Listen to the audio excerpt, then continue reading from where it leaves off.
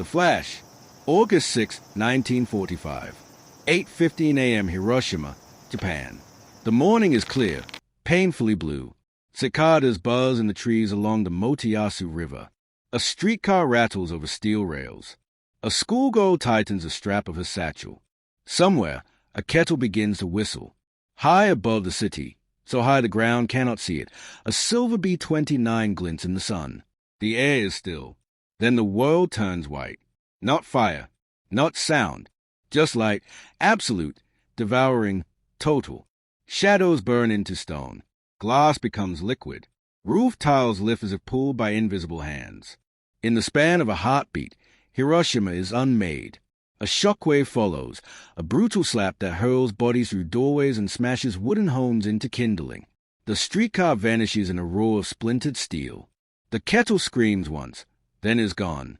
And above the boiling city, a mushroom cloud begins to rise, slow, majestic, and impossible. Cut to silence.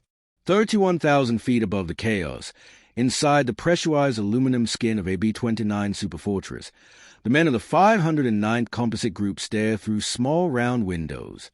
Some squint. Some hold their breath. Some whisper prayers they have not spoken since childhood. Colonel Paul Tibbets, pilot of the aircraft, does not speak. His hand stays steady on the controls. The plane's name, painted neatly beneath the cockpit window, reads Enola Gay. The co-pilot finally exhales. "My God," someone murmurs. No one answers. Behind them, tail gunner Sergeant George Caron raises a camera and photographs the rising cloud. The film will later show a towering column of smoke and fire, climbing like a living thing toward the stratosphere. In this moment, it feels less like victory and more like witnessing the birth of something no human was meant to see. Inside the bomb bay, there's only emptiness now. The weapon is gone. The men do not yet know how many have died. They do not yet know that history has just split cleanly into two eras, before 8:15 a.m. and everything that comes after. 3 weeks earlier, July 16th, 1945, 5:29 a.m. Jornada del Muerto Desert, New Mexico. Darkness grips the desert. Wind moves gently through scrub and sand. A cluster of bunkers crouches against the horizon, their occupants waiting in suffocating tension. Cigarettes burn down to filters. Coffee goes cold in metal cups. J. Robert Oppenheimer stands with his coat collar raised, eyes fixed on the distant tower. His face is hollow from sleepless nights. His voice, when he speaks, is barely audible. This is it. A countdown echoes across the test range. 10, 9, 8. Inside concrete shelters, military observers brace behind welding goggles. Physicists who once debated equations on chalkboards now grip stopwatches like talismans. 3, 2, 1. The desert explodes into a sun. A sphere of light erupts where the tower stood, expanding with terrifying speed. The sand beneath it melts instantly, fusing into green glass. Heat slams into the bunkers like a giant's fist. Men who thought they were prepared stumble backward, stunned. A fireball climbs into the sky, dragging dust and debris into a towering column. The first atomic cloud in human history blooms silently, then begins to thunder. In the bunker, no one cheers. Oppenheimer lowers his head. Someone nearby laughs nervously, the sound breaking and unnatural. The silence that follows is heavier than the shockwave. A weapon has worked. Not a theory, not a calculation. A real device with real power, unimaginable power. The project that led to this moment had been hidden in plain sight, scattered across deserts, forests, and anonymous towns that did not appear on maps. At Los Alamos, men and women with clearance badges walked past armed guards every day, carrying folders stamped secret. They did not tell their families what they did. They did not tell each other everything they knew. General Leslie Groves ran it with iron discipline. No leaks, no delays, no second chances. Oppenheimer gathered the minds of a generation. Enrico Fermi, cool and methodical. Richard Feynman, brilliant and irreverent.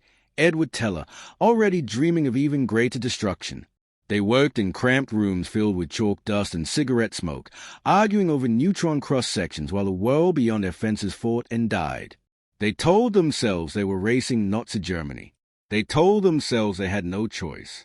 But as the weeks passed and Germany surrendered, the question grew louder, even if few dared to speak it aloud.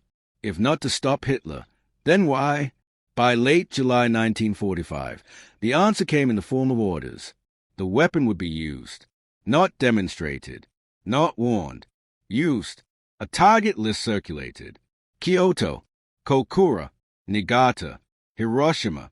Hiroshima, a military hub, a port, a city still largely untouched by firebombing. A perfect canvas for a terrible experiment. On Tinian Island in the Pacific, ground crews prepared the aircraft. The bomb, codenamed Little Boy, was hoisted carefully into the belly of the Enola Gay. Technicians worked in silence, sweat tracing lines through dust on their faces. No one cracked jokes. They all understood, in some deep unspoken way, that once the plane took off, the world could never be the same again. At 2:45 a.m., engines roared to life. The runway trembled. The Enola Gay began to roll forward into darkness, carrying with it the weight of decision no single human could truly comprehend. And far away, in Hiroshima, the city slept peacefully beneath a clear summer sky, unaware that dawn would bring not another day of war, but the end of the world as they knew it.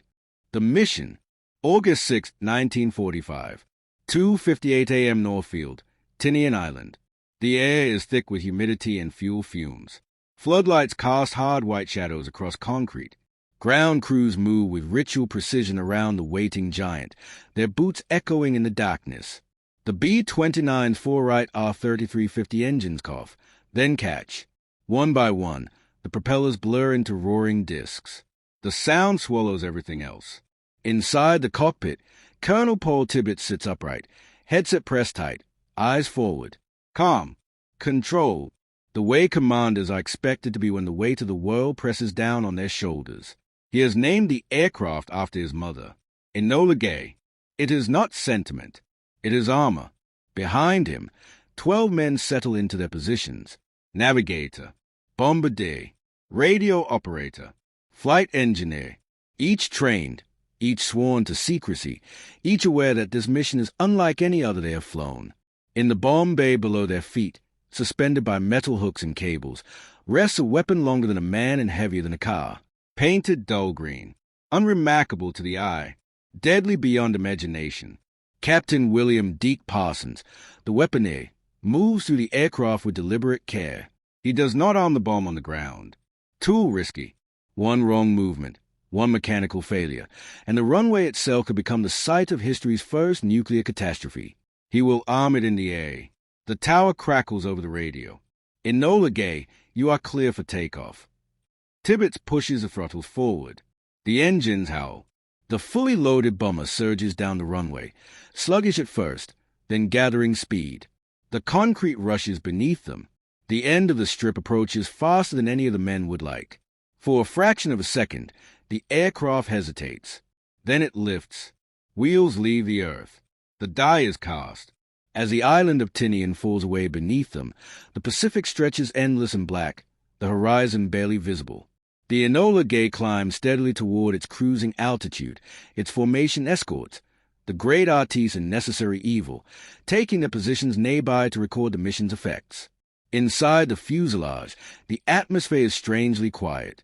No one jokes. No one sleeps. Parsons kneels beside the bomb casing, opening panels, checking components. He inserts the final charges with the careful hands of a man diffusing his own fate. Sweat beads on his forehead, not from heat but from awareness. He understands every equation behind this device. He knows exactly what it is capable of. When he finishes, he closes a panel and sits back on his heels.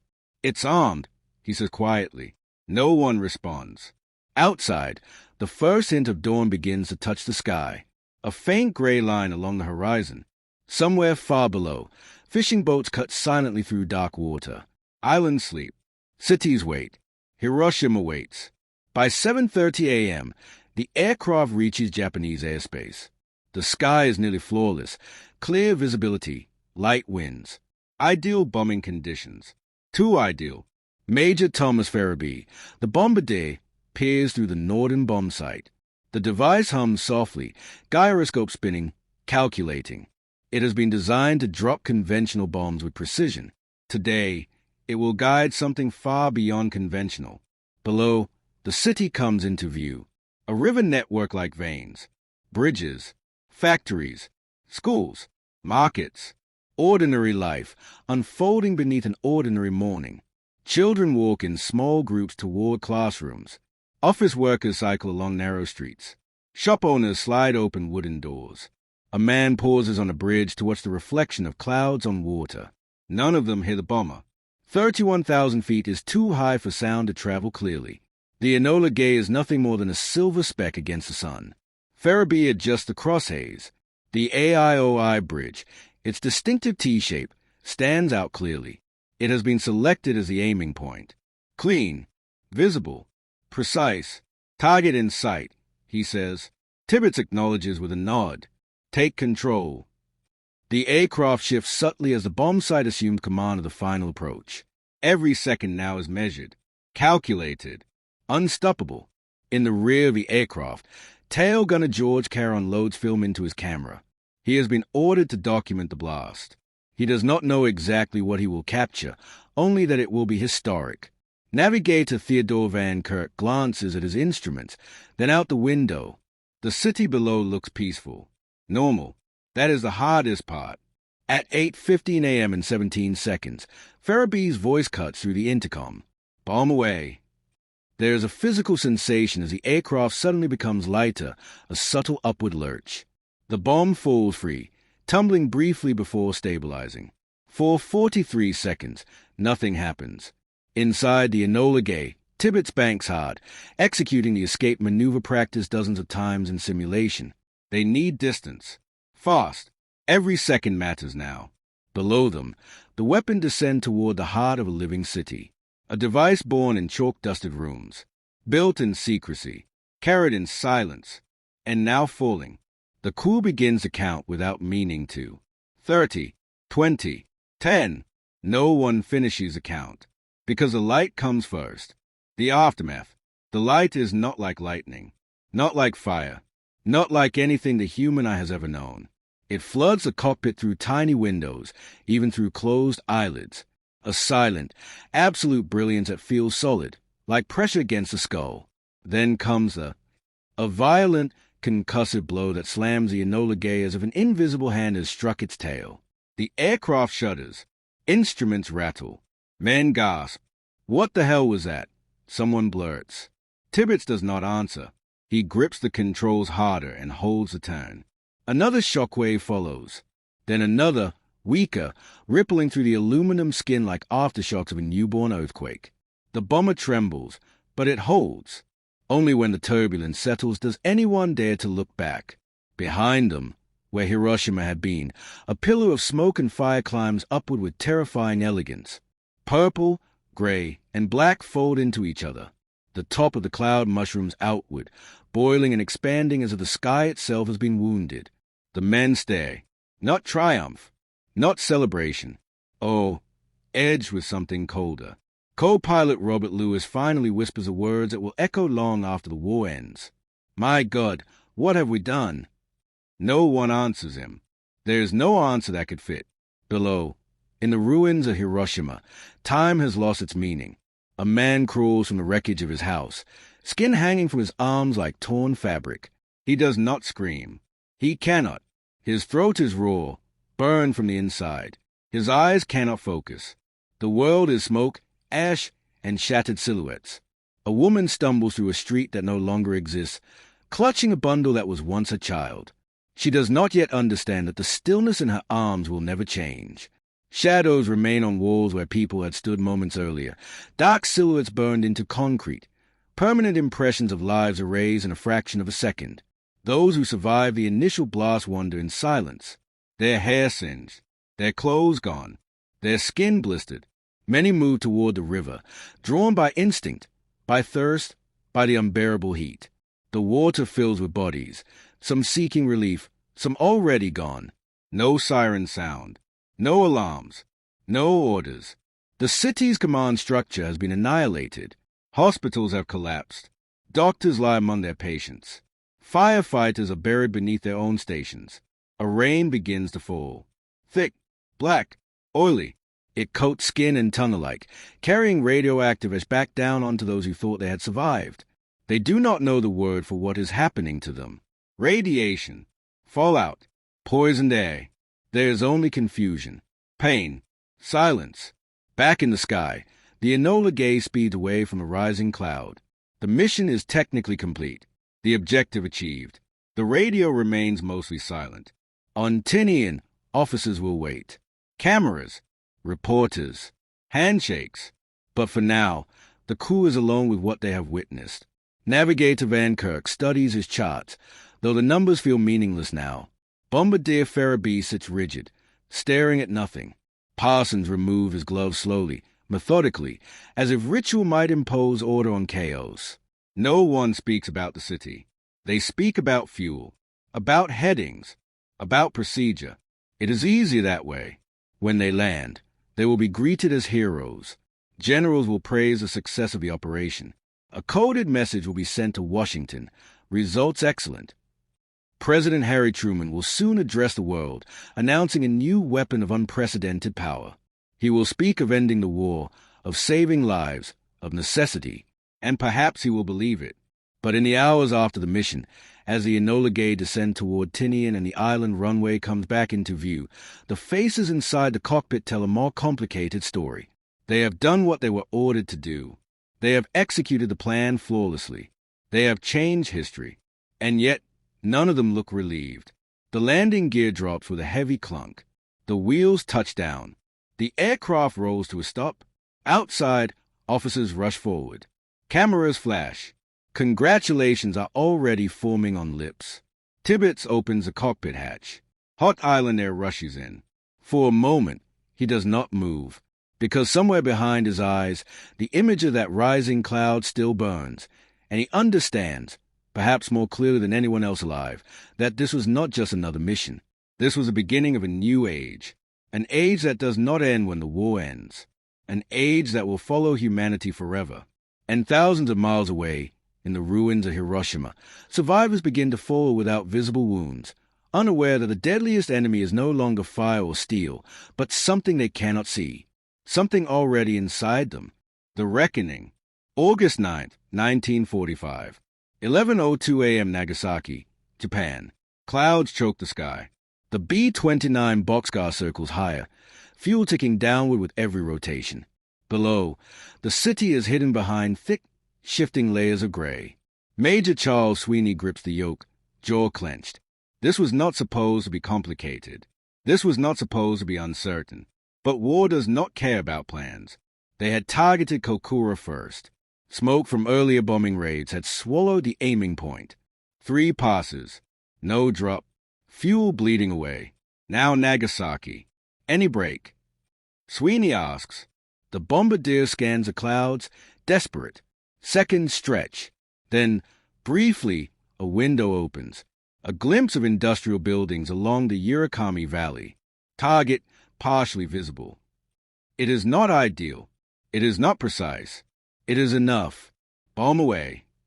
Another device falls from another aircraft. Another city is chosen. Another son is born. News reaches Washington within hours. 2 atomic bombs. 2 cities shattered. The message is clear, unmistakable, unprecedented. In Tokyo, Emperor Hirohito listens to reports that feel more like nightmares than reality. Entire populations erased. A weapon that cannot be fought. A future that offers only extinction if the war continues. Inside underground chambers, ministers argue. Some demand surrender. Others demand resistance to the last man. Tradition, honor, fear, and pride collide in voices raised and fists clenched. Outside those chambers, civilians search through ashes for names that will never answer. The world is holding its breath. August 15th, 1945. Noon. Tokyo radio broadcast. Radios crackle across Japan. Families gather in silence, kneeling around wooden sets as static gives way to an unfamiliar voice. It is the Emperor himself, a voice few have ever heard. His words are formal, measured, careful, but the meaning is unmistakable. Japan will surrender. The war is over. In New York, crowds flood the streets. Sailors climb lampposts. Strangers embrace. Champagne spills across sidewalks. Relief erupts like a long-held breath finally released. In Europe, bells ring. In homes across America, mothers weep with gratitude, believing their sons will now return alive. The bomb has ended the war. That is how it will be remembered. That is how it will be taught. But in hospitals across Hiroshima and Nagasaki, people continue to die days later, weeks later, months later.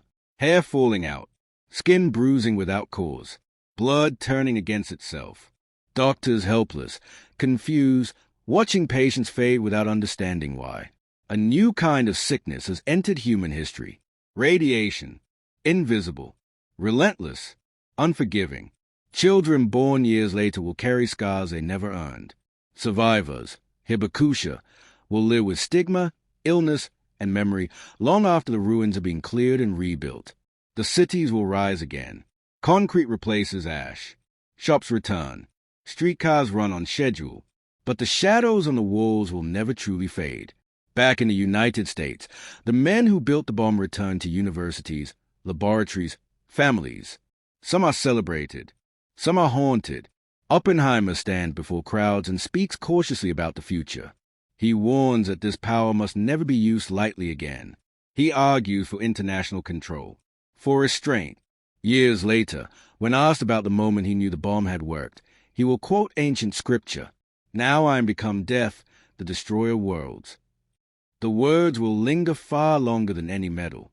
Edward Teller will push forward, advocating for even more powerful weapons. The hydrogen bomb. Bigger, stronger, deadlier. The arms race begins not with a declaration, but with a quiet understanding shared by every world leader. If one nation has this power, others will seek it too.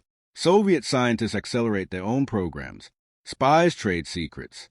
Blueprints change hands in shadow. Within years, the monopoly on nuclear weapons vanishes. The world enters a new era, not of peace, but of balance through terror. Cities now live under invisible countdowns. School children practice drills for a flash they pray will never come. Families build shelters beneath their homes. Government designs strategies around unthinkable scenarios. All of it tracing back to that clear morning in August, to that single aircraft, to that blinding light. And yet, history refuses simplicity. Some argue the bomb saved millions by preventing an invasion. Others insist no victory justifies such suffering. The debate never ends because the truth lives somewhere between numbers and human faces.